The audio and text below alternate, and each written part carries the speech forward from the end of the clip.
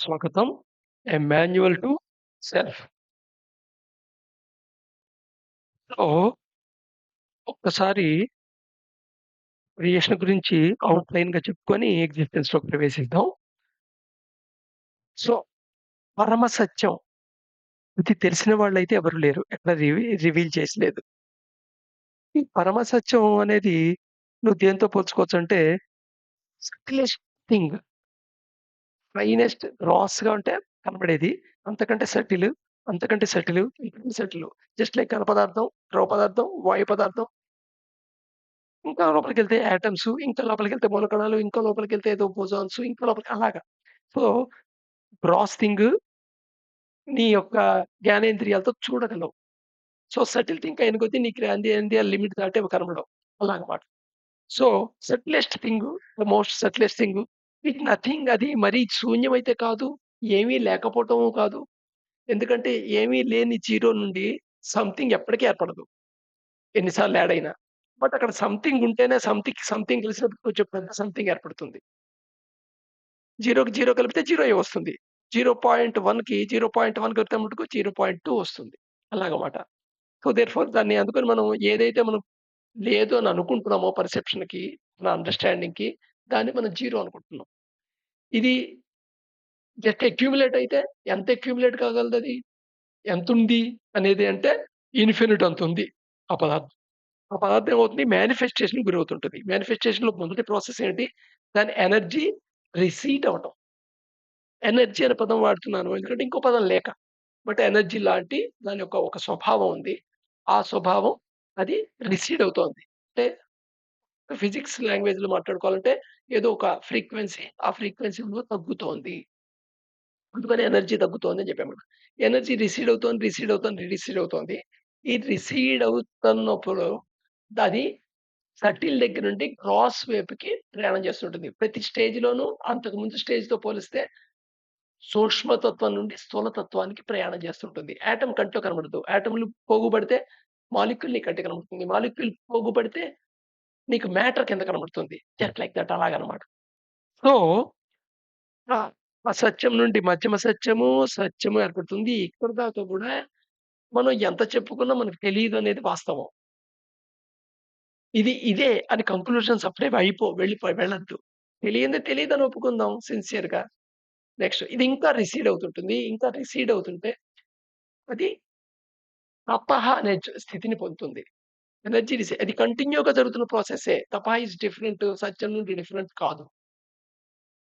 So, ఇది వేరు కాదు. తపః ఈ తపః టేక్ ఎనర్జీ డిసిట్ అయినప్పుడు దాని యొక్క 3 డివైన్ ప్రిన్సిపల్స్ ఎగ్జిబిట్ అవుతాయి. దాని నుండి ఏర్పడతాయి కాదు. ఎగ్జిబిట్ అవుతాయి. మనం బొమ్మల్లో చూపించేప్పుడు మటుకు ఏదో ఏర్పడుతున్నట్టు చూపిస్తాం అక్కడ వస్తువులాగా ఏదో రే కిందో, ఏదో పళ్ళ చక్రం కిందో. కానీ ఎగ్జిబిట్ అవుతాయి. ఇప్పుడు లిక్విడ్‌గా ఉన్నప్పుడు దాని క్రిస్టల్ స్ట్రక్చర్ ఉండదు. కానీ సాలిడ్‌గా అయినప్పుడు దాని క్రిస్టల్ స్ట్రక్చర్ ఎగ్జిబిట్ చేస్తుంది. లిక్విడ్‌గా ఉన్నప్పుడు గూడా మాలిక్యూల్స్ ఓ దాంతో అని వాటి అడీసివ్, కొయిసివ్ ఫోర్సెస్‌తో బాండ్ అయ్యి ఉంటాయి అక్కడ. బట్ మొబైల్ స్టేట్‌లో ఉంటాయి. లైక్ దట్ అలా అర్థం చేసుకోండి. సో, ఏవి ఎగ్జిబిట్ అవుతాయి 3 divine principles. Divinity, cosmic consciousness, divine will. 3 vital principles అన్నమాట. ఈ వైటల్ ప్రిన్సిపల్స్ ఆర్డర్డ్‌గా ఉంటాయి. కంప్లీట్ హార్మోనిక్‌గా ఉంటాయి. కంప్లీట్ హార్మోనిక్ స్టేట్ అన్నమాట. ఓ రకంగా ఈ ఎంటైర్ ఎగ్జిస్టెన్స్ ఏర్పడటం, క్రియేషన్ నుండనేది ఒక complete harmonic and order state నుండి ఇన్‌హార్మోనిక్ డిసార్డర్ స్టేట్ కింద జరిగే పరివర్తన అని చెప్పొచ్చు. సో, ఈ 3 డివైన్ ప్రిన్సిపల్స్ నుండి ఈ 2 రేస్ చొప్పునొస్తాయి. అలాగే ఏదైతే సత్యం ఉందో అక్కడి నుండి కూడా ఒక రే వస్తుంది. ఈ 7 రేస్ ఏమిటాయి అంటే మనం ఏం చెప్పుకున్నాం? కన్‌స్ట్ర constructive ray, destructive ray, wisdom ray, ignorance ray, possible ray, impossible ray and neutral ray అని చెప్పుకున్నాం గదా! సో, వీటి యొక్క క్రిస్ క్రాసింగ్ ఇంటరాక్షన్స్‌తో రకరకాల ఫోర్సెస్ ఏర్పడతాయని చెప్పుకున్నాం.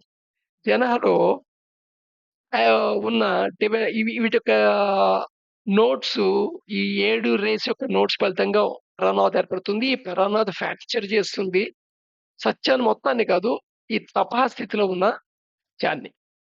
ఇక్కడ డివైన్ ఫ్రాగ్మెంట్స్ ఏర్పడతాయి. దీన్నే మనం సెల్ఫ్ లేదా ఆత్మ అని చెప్తుంటాం. 4 రకాల డివైన్ ఫ్రాగ్మెంట్స్ ఏర్పడతాయి. వాటి స్టేజెస్‌లో తేడా తప్ప వాటి యొక్క ప్రవృత్తిలో తేడా ఉండదు. ఇవి లార్జ్ డివైన్ ఫ్రాగ్మెంట్స్ ఎప్పుడైతే ఎగ్జిస్టెన్స్‌లోకొస్తాయో అవి గెలాక్సీ రూపాన్ని సంతరించుకుంటాయి. ఏవైతే లార్జ్ సైజ్ వస్తాయో, ఇమ్మెన్స్ సైజ్ కాకుండా లార్జ్ సైజ్ వస్తాయో నెక్స్ట్ సైజ్ అవి స్టార్స్ కింద నక్షత్రాల కింద అవుతాయి. ఏవైతే నెక్స్ట్ సైజ్ స్మాల్ సైజ్ ఉన్నాయో అవి ప్లానెట్స్ కింద అవుతాయి. అంతకంటే ఫినిట్ సైజ్ ఉంటాయి ఏదైతే అది హ్యుమానిటీ అవుతాయి. అందుకని దీన్ని సెలెస్టియల్ హ్యుమానిటీస్ అనొచ్చు ఈ నాలుగిటిని కలిపేసి. ఈ 4 డిఫరెంట్ కాదు మళ్ళా. రైట్. సో, దేర్‌ఫోరు ఇక్కడ ఈ ఇవి ఇక్కడికి ప్రవేశించటానికి కారణం ఏమిటయ్యా అంటే, ఈ తపాలో గూడా ఎనర్జీ రిసీడ్ అవుతున్నప్పుడు, ఈ ఈ డివైన్ ఫ్రాగ్మెంట్స్ కూడా ఎనర్జీ రిసీట్ అవుతుంటుంది. బట్ వీటి పైన ఒక ఔటర్ వెంచర్ సన్న లేయర్ లాంటిది డెవలప్ అవుతుంది. ఈ లేయర్ ఏంటంటే, ప్రొటెక్ట్ దెమ్‌సెల్ఫ్ ఫ్రమ్ ది పరనాథ్ అన్నమాట. అదర్‌వైజు వీటి ఎనర్జీ ఎప్పుడైతే రిసీట్ అయిందో వెంటనే పరాన్నది డిస్టర్బ్ చేసేస్తుంది. ఎందుకంటే సర్టెన్ లెవెల్ కంటే ఎంత తక్కువ ఎనర్జీ అయినా సరే పరాన్నది డిస్టర్బ్ చేయగలదు. అందుకని క్రియేషన్‌లో ఉన్నది ఏది అదే ఎగ్జిస్టెన్స్‌లో ఉన్నది ఏది క్రియేషన్‌కి వెళ్లి మనుగడ సాగించలేదు. బట్ ఎగ్జిస్టెన్స్‌లో ఉన్నది అలా ఉండగలదు. సో, ఏదైతే వెంచర్ ఫార్మ్ అవుతుందో, ఈ వెంచర్ ఫార్మ్ అవ్వటం వల్ల ఒక సర్టెన్ నెట్ ఆఫ్ సేమ్‌నెస్‌కి గురవుతాయి. బట్ ఈ టైంలో గూడా ఇవి ఒకదానితో ఒకటి కలవగలవు. ఒకటి కలిసి ఒకటయిపోగలవు. లేదా మెర్జ్ అయిపోగలవు. ఒకదాని నుండి ఒకటి కంటే ఎక్కువ ఏర్పడగలవు. 2 మెర్జ్ అయిపోయి లిప్తమైపోగలవు. అండ్ ఎవ్వే ఒకదో మొత్తం విశ్వవ్యాప్తంగా ఉంటాయవి. మొత్తం మీద మొత్తాన్ని, మొత్తాన్ని వ్యాపించి ఉంటాయి. జనాల్లో బాగా వ్యాపించుంటాయి. జనాల్లో కండిషన్స్ డిఫరెంట్‌గా ఉంటాయి. సో, డిఫరెంట్ స్టేజ్‌లో డిఫరెంట్ ఫీల్డ్స్ జనరేట్ చేస్తాయి. ఈ ఫీల్డ్సే మనం ఆహ్, సెక ఫస్ట్ సెకండరీ ఫోర్స్ ఫీల్డ్ అని, సెకండరీ ఫోర్స్ ఫీల్డ్ అని, థర్డ్ సెకండ్ ఫోర్స్ ఫీల్డ్ అని ఇలా అంటారు. వీ వీటిలో యూనిటీ ఫోర్స్ ఫీల్డ్ ఏదైతే సత్యం ఉందో జనరేట్ చేసేది, దాంతో ఈ ఫస్ట్ సెకండరీ ఫోర్స్ ఫీల్డ్ ఈ జనాల్లో ఏర్పడింది. ఈ 2 కలిసి ఒక సబ్టిల్ థింగ్ ఏర్పడుతుంది. దీన్నే మనం యూనివర్సల్ డివైన్ మైండ్ అంటాం. ఇది ఎగ్జిస్టెన్స్ మొత్తం వ్యాపించుంటుంది. ఈ యూనివర్సల్ డివైన్‌మెంట్‌తో మిగతా ఫోర్సెస్ ఏది ఫస్ట్ సెకండరీ ఫోర్స్ ఫీల్డ్ గాని, సెకండరీ ఫోర్స్ ఫీల్డ్ గాని ఇవి ఇంటరాక్ట్ అవ్వటం వల్ల ప్రైమోర్డియల్ మ్యాటర్ ఏర్పడుతుంటుంది. ఈ ప్రిమోర్డియల్ మ్యాటర్ మళ్ళా యూడిఎంతో ఇంటరాక్ట్ అవ్వటం వల్ల మ్యాటర్ ఏర్పడుతుంటుంది. సో, మనకి మ్యాటర్ దగ్గర నుండి తెలుసు సైన్స్‌కి. అందుకని మ్యాటర్ నుండి మనం మాట్లాడుతుంటాం. సో, ఈ ఈ ఎంటైర్ ఎగ్జిస్టెన్స్ ఒక ప్రాసెస్ అంతా ఎందుకు ఏర్పడుతోంది అంటే, ఈ జనాల్లో డివైన్ ఫ్రాగ్మెంట్స్‌కి ఒక సేమ్‌నెస్ ఫీల్ అయ్యాయి. ఈ సేమ్‌నెస్ ఫీలింగు ఇది డిజైర్ కాదు. ఇది కోరిక కాదు. ఎందుకంటే కోరిక అనేది ఏర్పడాలి అంటే, డిజైర్ ఏర్పడాలి అంటే మైండ్ ఉండాలి గదా! మైండ్ అనేది ఎగ్జిస్టెన్స్‌లో పార్ట్ గాని, క్రియేషన్‌లో పార్ట్ కాదు. సో, దేర్‌ఫోర్ మామూలుగా ఈ పదాలు లేక అప్పుడు అవైలబుల్ ఉన్న పదాల గురించి చిన్నగా కోరిక కలిగింది భగవంతుడికి అందుకని పుట్టింది సృష్టి చేశాడు ఇలా మాట్లాడుతూ ఉంటారు. దీని యొక్క డెప్త్ అర్థం చేసుకోండి. లాంగ్వేజ్ లిమిటేషన్‌లో ఏదో చెప్పదలుచుకున్నాడు అనేది అర్థం చేసుకోవడం అర్థమవుతుంది. సో, ఆహ్, ఏదైనా ఒకటి ఏర్పడేది ముందు ప్యాట్రన్ ఫార్మ్‌లో ఏర్పడుతుంది. తర్వాత ఈ నెబ్యులస్ రూపం సంతరించుకుంటుంది. తర్వాత యాక్చువల్ అవుతుంది. నువ్వు యాక్చువల్ అయిన తర్వాత సర్టెన్ అక్యుములేషన్ అయిన తర్వాత నువ్వు తగలవు. సో, ఈ మ్యానుఫ్యాక్చరింగ్ ప్రాసెస్‌లో ఎనర్జీ రిసీట్ అవ్వటం, అక్యుములేట్ అవ్వటం, ఆ అక్యుములేట్ అయినవి ఇంటిగ్రేట్ అవ్వటం, ఈ ఇంటిగ్రేట్ అయినవి ఒక ఆర్గనైజ్ అవ్వటం, తద్వారా మ్యానిఫెస్టేషన్ ప్రాసెస్ జరుగుతుంటుంది. ఈ మేనిఫెస్టేషన్‌లో ఉండే ప్రతి స్టేజ్‌లోనూ ట్రాన్స్‌మ్యుటేషన్ అనేది అండర్ కరెంట్‌గా ఒక ప్రాసెస్ ఉంటుంది. ట్రాన్స్‌మ్యుటేషన్‌లో మాస్ ఎనర్జీ కింద మారడం, ఎనర్జీ మాస్ కింద మారే ప్రాసెస్ అన్నమాట అది. ఒక రకంగా చెప్పాలంటే. మామూలుగా ఎనర్జీ ట్రాన్స్‌ఫర్మేషన్ కాదు. ఏదో లైట్ సౌండ్ కింద మారడం, సౌండ్ ఎలక్ట్రిసిటీ కింద మారడం ఇలాంటివి కాదు. యాంత్రిక శక్తి విద్యుత్ శక్తి కింద మార్చడం అది ట్రాన్స్‌ఫర్మేషన్. ట్రాన్స్‌ఫర్మేషన్ ఒక డివైస్ ఉంటుంది జరుగుతుంది. ట్రాన్స్‌మ్యుటేషన్ ఒక ప్రాసెస్ ద్వారా జరుగుతుంది.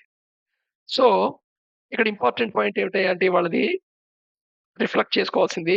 ఏదైనా సరే ముందు ప్యాట్రన్ రూపంలో ఉంటుంది. తర్వాత నెబ్యులస్ రూపంలో ఉంటుంది. తర్వాత యాక్చువల్ రూపంలో ఉంటుంది. మనం ఏదైనా విషయం తెలుసుకున్నప్పుడు కూడా అలాగే ఉంటుంది. ప్యాట్రన్ రూపం ఉంటుంది. నెబ్యులస్ రూపం ఉంటుంది.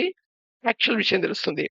ప్యాట్రన్ రూపమే నీ ప్రీ డిస్పోజిషన్ నీ లోపలుండే ఆల్రెడీ కంక్లూజన్స్ ప్యాటర్న్ రూపంలో ఇంటర్ఫియర్ అయితే ఆటోమేటిక్‌గా నెబ్యులస్ రూపం గూడా రాంగ్ ఏర్పడుతుంది. నువ్వు యాక్చువల్ అని అనుకోని అర్థమైందనుకుని అది రాంగ్ అవుతుంది. అందుకని ఎంప్టీ ద బోట్ అని చెప్తుంటారు. నీ నీ ఖాళీ చేసుకొని వినాలి. ఒక ఖాళీ కుండలో వింటున్నట్టుగా నీ మైండ్‌లో ఉన్న విషయాలన్నీ పక్కన పెట్టి జస్ట్ వింటూ ఉండాలి. వింటున్నప్పుడు పక్కన విషయాలను ఎలా పెడతామండి మైండ్ మెమరీలో ఉన్న వచ్చేస్తాయి గదండీ! థాట్స్ ఆగకుండా ఉంటాయి కదా! అనుకోద్దు. నువ్వు ఎప్పుడైతే ఫలాంది విన్నావో ప్లస్ నీ థాట్‌ని నువ్వు అబ్జర్వ్ చేసావో థాట్ డ్రాప్ అయిపోతుంది. ఇంటర్ఫియర్ కాదు.